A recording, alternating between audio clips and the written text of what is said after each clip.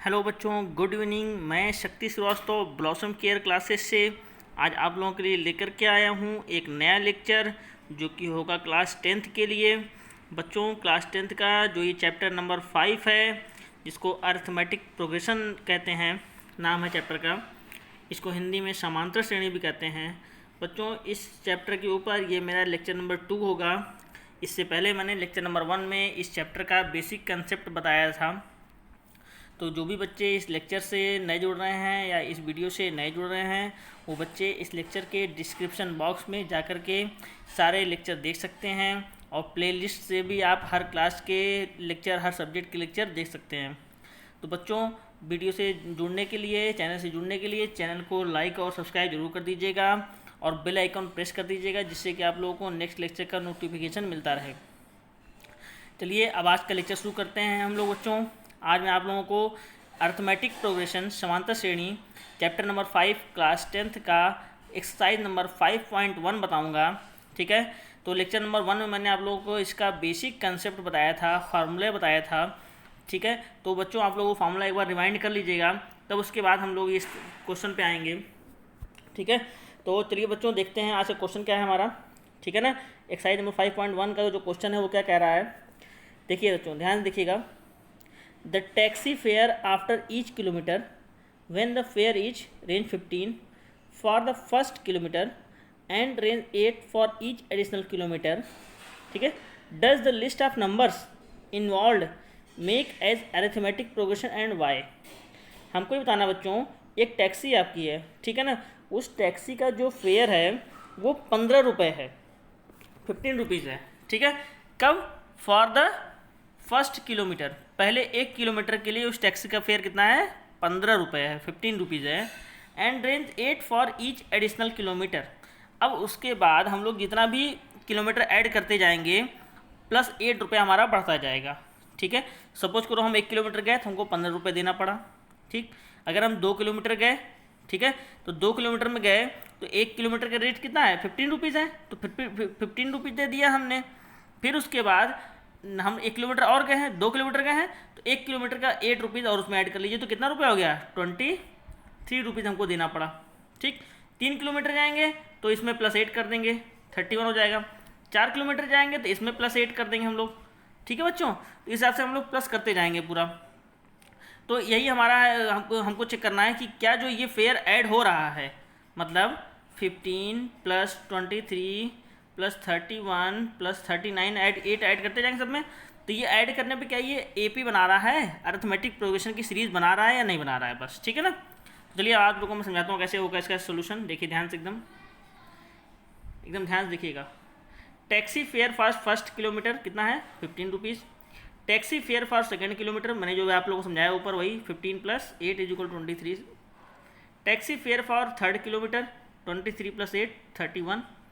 Taxi fare for fourth kilometre 31 plus 8 39। ये आगे और बढ़ता जाएगा, 5th किलोमीटर 6 किलोमीटर होता जाएगा, लेकिन हमने लिखा नहीं क्योंकि हमको जितना लिख लें 2-4 टर्म लिख लेते हैं, उसके बाद नहीं लिखते हैं। ठीक है ना, hence 15 23 31 39 dot dot dot are the fair of taxi. ये क्या है? टैक्सी के फेयर हो गए। ठीक, and it is clear that it forms an AP. हमको ये क्लियर हो गया कि ये एपी बना रहा है। क्यों बना रहा है एपी? क्योंकि सब में 8 क्या हो रहा है हमारा? ऐड हो रहा है, सब में 8 ऐड हो रहा है। अब 8 ऐड होने का मतलब बच्चों, आप लोग अगर इसके लेक्चर नंबर 1 देखेंगे तो मैंने आप लोगों को एपी की डिफिनेशन क्या बताई थी कि उसके प्रीसीडिंग टर्म में नेक्स्ट एक ऐसा टर्म जोड़ते हैं जिससे कि हर बार आपको एक सेम नंबर ही जोड़ने पर आपका एक वो जो सीरीज़ है आपका बढ़ता जाए। ठीक है ना, तो वो हमारा क्या कहलाता है? एपी कहलाता है, arithmetic progression. It forms an AP because every term is 8 more than the preceding term. प्रत्येक इसका टर्म हमारा 8 मोर देन है इसके प्रीसीडिंग टर्म से। कैसे? चेक कर लीजिए भाई, 15 में 8 जोड़ेंगे कितना आएगा? 23। इसमें 8 जोड़ेंगे कितना आएगा? 31। इसमें 8 जोड़ेंगे कितना आएगा? 39। हर प्रीसीडिंग टर्म में 8 जोड़ने पर नेक्स्ट टर्म हमको मिल जा रहा है। इसका मतलब 8 हमारा क्या है? कॉमन डिफरेंस है। क्वेश्चन को समझिए बच्चों, कॉमन डिफरेंस। कॉमन डिफरेंस क्या होता है? जिसको हम लोग डी से रिप्रेजेंट करते हैं। ठीक है ना, और यहाँ पे फर्स्ट टर्म किलोमीटर हमारा क्या है? 15। फर्स्ट टर्म हमारा क्या हो जाएगा? ए हमारा हो जाएगा 15। हालांकि हमको यहाँ ए और डी की वैल्यू नहीं निकालनी है, हाँ ठीक है, हमें बस करिए यही सीरीज निकालना है। लेकिन फिर भी मैं आप लोग को बता रहा हूँ ए हमारा क्या हो जाएगा 15 और डी हमारा हो जाएगा 8, ठीक है ना। तो ये हमारा आंसर हो गया, ठीक है बच्चों। बस हमको केवल यही लिखना है बस खाली हमको, ठीक। एक सेकंड क्वेश्चन और समझ लेते हैं, कोई दिक्कत नहीं, टेंशन मत लीजिए आप लोग, कोई भी समझते जाइए, सबको समझ में आएगा। खाली लेक्चर को ध्यान से देखते रहिए, समझते रहिए, जो भी डाउट्स है उसको क्लियर करते रहिएगा, कमेंट बॉक्स में कमेंट कर दीजिएगा, जिससे कि मुझे भी लगेगा हाँ आप लोग पढ़ रहे हैं, आप लोग कोई डाउट है या नहीं है, ठीक है ना। अगर आप लोग कमेंट करते हैं तो उस पर हम लोग को थोड़ा सा तो प्रोत्साहन मिल जाता है, हाँ आप लोग देख भी रहे हैं लेक्चर और मेरा क्या स्टेटस जा रहा है आप लोग के ऊपर, वो भी क्लियर होता रहता है हम लोग को, ठीक है ना। The amount of air present in a cylinder, एक सिलेंडर में एयर कितना प्रेजेंट है वो बता रहे हैं। When A vacuum pump removes 1/4 of the air remaining in the cylinder eight A time. एक वैक्यूम पंप है, ठीक है, एक सिलेंडर है पहले, तो उस सिलेंडर में जो भी अमाउंट आपका एयर प्रेजेंट है, ठीक है ना, अभी हम क्वेश्चन करेंगे तो बताएंगे आप क्या प्रेजेंट है, ठीक है ना। तो उस एयर प्रेजेंट का वैक्यूम पंप जो है, ठीक है ना, वैक्यूम पंप क्या करता है, एयर को रिमूव करता है, ठीक है ना। Vacuum pump removes 1/4 of air, उसके अंदर जो एयर प्रेजेंट है उसका 1/4 एयर क्या कर रहा है, रिमूव कर दे रहा है एक बार में, सिलेंडर से एक बार में, ठीक है ना। जितनी बार वैक्यूम पंप को हम लोग प्रेस कर रहे हैं वो 1/4 एयर रिमूव करता जा रहा है हर बार, ठीक है ना। तो देखिए आइए मैं बताता हूँ हम लोग कैसे होगा, ये ध्यान से देखिएगा, समझते रहिए बस। देखिए, let the initial volume of air in cylinder V litre, कितना मान लिया हमने कि सिलेंडर के अंदर V लीटर का एयर प्रेजेंट है, ठीक। In each stroke the vacuum pump removes 1/4 of air remaining in the cylinder at time. ये तो ऊपर क्वेश्चन में लिखा है ये चीज़, ठीक है ना। सो ओनली 1 - 1/4, सपोज करिए कि एक पार्ट एयर का प्रेजेंट है, ठीक है ना, सिलेंडर के अंदर, तो उसका 1/4 अगर हम लोग निकाल देंगे हर वैक्यूम से तो कितना बचेगा, 3/4 यही बचेगा ना। तो ये है part of air will remain, इतना पार्ट उसके अंदर बच जा रहा है, 3/4 पार्ट हमारा कितना हो रहा है, बच जा रहा है। क्यों? क्योंकि 1/4 पार्ट आपका हर वैक्यूम से निकल जा रहा है जितनी बार वैक्यूम पंप को हम लोग प्रेस कर रहे हैं, ठीक है ना। नाउ V, इस तरह से V हो गया, V हमने माना है ना V लीटर, तो V लीटर में हो गया वैल्यू हमारा, और उसको V - V/4 सेकेंड वैक्यूम में। ध्यान देखते रहिएगा, फर्स्ट टाइम तो हमारा V वॉल्यूम था ही उसके अंदर, जब हमने पहली बार वैक्यूम को प्रेस किया तो V - V/4 निकला, दूसरी बार वैक्यूम को प्रेस किया तो V - V/4 और V - V/4 दो बार निकलेगा ना। एक बार तो पहले निकल गया, दो बार प्रेस किया हम लोग, तो एक बार प्रेस किए तो V - V/4 एक बार निकला, दोबारा फिर प्रेस किए, फिर V - V/4 दोबारा फिर निकल गया, ठीक। इस तरह निकलता रहेगा, 3 बार प्रेस करेंगे 3 बार निकल गया आपका, 4 बार प्रेस करेंगे तो 4 बार निकल जाएगा, ठीक है ना। सेम चीज़ देखिए निकला बच्चों, ध्यान दीजिएगा, पहली बार कुछ नहीं, दूसरी बार एक बार निकला, 2 बार निकला, 3 बार निकला, ठीक है ना। मतलब हर बार उसका एयर 1/4 निकलता जा रहा है। इसको सॉल्व कर लीजिए तो V 3/4V 3/4V, ये V थोड़ा बाहर हो जाएगा यहाँ पर, ठीक है ना, ये V बाहर रहेगा, ठीक है ना, क्योंकि वो आपका यूनिट है वॉल्यूम, ठीक है ना। हाँ, तो 3/4V 3/4V का स्क्वायर 3/4 का क्यूब V, ठीक है ना। इतना अमाउंट ऑफ एयर हमारा उसके अंदर बार बार प्रेजेंट रहेगा, कब, जब सिलेंडर को बार बार वैक्यूम पंप को प्रेस किया जाएगा। अब बच्चों एक चीज़ ध्यान रखिएगा कि AP हमारा हमेशा एडिशन और सब्ट्रैक्शन में होता है, पावर बढ़ने पे AP नहीं होता है, या मल्टीप्लाई में AP नहीं होता है, ठीक है ना।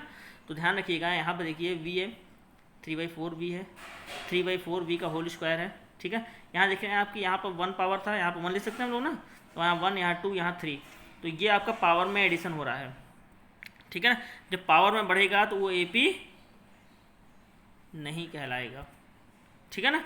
The adjacent term of this series do not have the same difference, ठीक है ना, बिटवीन देम, इनके बीच का जो डिफरेंस है वो सेम नहीं है। क्यों नहीं सेम है वो भी आपको मैं चेक करा देता हूँ, आप लोग सोच रहे हो पहला वाला होगा, ठीक है ना। देखिए 3/4 - 1 करेंगे तो -1/4 आएगा। ये देखिए क्या है आपका, ये 9/16 है और ये -3/4 है।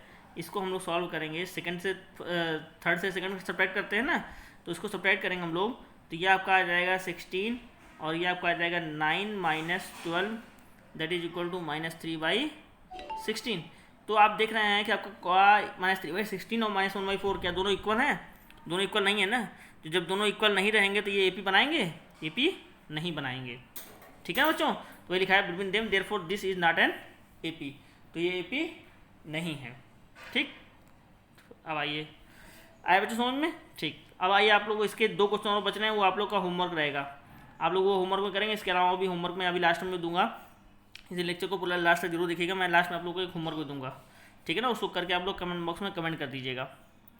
चलिए देखा जाए, write the first 4 term of the AP when the first term A and common difference D are given as follows.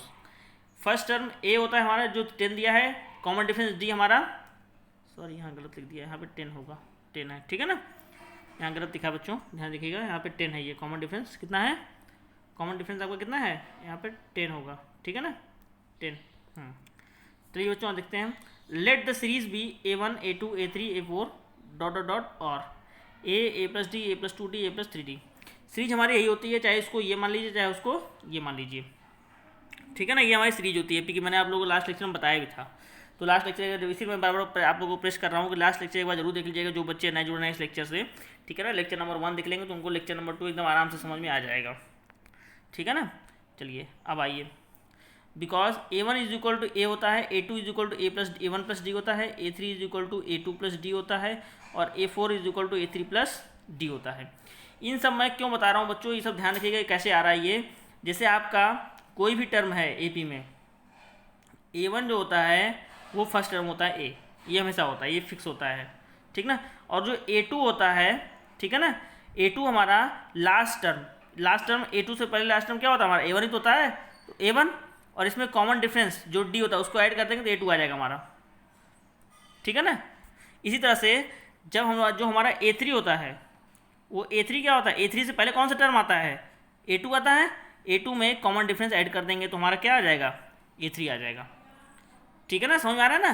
तो ये हमारा टर्म बच्चों आप लोग हमेशा याद रखिएगा, रट लीजिएगा इस लाइन को कि ये ऐसे ही होता है, ठीक है ना। तो ये मैंने आप लोगों को लिख दिया ये पूरा टर्म, ठीक। अब A1 इज इक्वल टू 10 दिया है, ये दिया है ना, और A2 इज इक्वल टू क्या होता है, A1 प्लस डी होता है, फॉर्मूला होता है, मैंने बताया भी आप लोगों को। तो A1 की वैल्यू कितनी है 10 और D की वैल्यू कितनी है 10, तो 10 और 10 कितना हो गया 20 हो गया, ठीक है। D और D कितना हो गया 20 हो गया, ठीक, ये हो गया। अब A3 क्या होता है A2 plus D, A2 plus D हमारा क्या होता है, A2 कितना है हमारा 20 है, ये हमने A2 निकाला है ना, ये हमारा क्या है A2 है, 20 आया तो 20 रख दिया, और D कितना है हमारा 10 है, D हमारा कितना है 10 है ये, ठीक है ना, तो 10 रख दिया तो कितना हो गया ये 30 हो गया A3, तो A3 हमारा कितना आ गया 30 आ गया। A4 हमारा होता है A3 प्लस डी, तो A3 कितना निकाला हमने 30 निकाला है, तो 30 और प्लस 10 कितना आ गया 40 आ गया। और A5 क्या होता है, इससे प्रेसिडिंग टर्म क्या है A4 प्लस 10, तो A4 हमारा क्या है 40 है, 40 plus 10 that is equal to 50। तो बच्चों आप लोगों ने देखा क्वेश्चन में लिखा था right the first 4 term of an AP, first 4 term, तो फर्स्ट टर्म हमारा दिया था, तो सेकेंड टर्म हमारा A2 A3 A4 और A5, जो मैं देखिए मैंने यहाँ लिखा भी A1 A2 A3 A4 dot, ठीक ना, A5 भी यहाँ लिख दीजिए, कोई दिक्कत नहीं है, डॉट डॉट डॉट लगने का मतलब होता है इसके नेक्स्ट टर्म तक बढ़ता जा रहा है ये, ठीक है ना। तो A1 की वैल्यू 10, A2 की वैल्यू 20, A3 की वैल्यू 30, A4 की वैल्यू 40, A5 की वैल्यू 50। तो ये 1 2 3 4 देखिएगा 1 2 3 और ये 4 टर्म हम तो पूछा था ना फर्स्ट 4 टर्म, तो फर्स्ट 4 टर्म हमने इनको निकाल के आंसर में लिख दिया, ठीक है बच्चों, आए समझ आप लोग को। तो इस तरह से हम लोग क्वेश्चन को सॉल्व करेंगे एपी के, ठीक है। अब मैं आप लोगों को इसका होमवर्क देने जा रहा हूँ, तो आप लोग ध्यान से होमवर्क को लगा लीजिएगा। क्वेश्चन नंबर फर्स्ट के, ठीक है ना, क्वेश्चन नंबर फर्स्ट का जो 2 पार्ट मैंने बता दिया है आप लोगों को, ठीक है ना, क्वेश्चन नंबर फर्स्ट का फर्स्ट और सेकंड पार्ट मैंने आप लोगों को बता दिया है, ठीक है ना। और अब आप लोग क्या करेंगे, इसी क्वेश्चन नंबर फर्स्ट का थर्ड और फोर्थ पार्ट लगाएंगे। इसके अलावा और भी मैं आप लोग एक होमवर्क दे रहा हूँ, ध्यान से देख लीजिएगा, ठीक है। वो आपका एक होमवर्क और क्या है, find the first 4 term of AP when the first term A and common difference D are given as below. ये आपको दिया है, ये एक की वैल्यू दिया है, ये डी की वैल्यू यहाँ 0 ही दी है, ठीक है ना, ध्यान रखिएगा। और ये ए की वैल्यू है, ये डी की वैल्यू है। इन दोनों क्वेश्चनों को आप लोगों को सॉल्व करके कमेंट बॉक्स में इसका आंसर उनको बताना है, ठीक है बच्चों।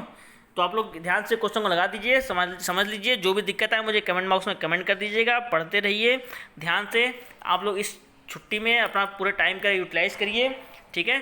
थोड़ा बहुत भी पढ़ते रहेंगे तभी आप लोग का हो जाएगा। आप लोग का मैं कोर्स जल्द से जल्द ख़त्म कर दूंगा, ठीक है। इसे ध्यान से पढ़ते रहिए, समझते रहिए। ये मेरा चौथा चैप्टर है क्लास 10th का, और भी जल्द मैं इसको ख़त्म करने की कोशिश करूँगा। इसलिए आप लोग मन लगा के पढ़ते रहिए। जो भी दिक्कत आए, डाउट है, मुझे बताते रहिएगा, ठीक है बच्चों। कमेंट बॉक्स में कमेंट जरूर करिएगा। चलिए ठीक है बच्चों, आप लोग देखते रहिए लेक्चर को ध्यान से, हंसते रहिए, मुस्कुराते रहिए, खुश रहिए आप लोग, ठीक है बच्चों। चलिए ठीक है, ओके।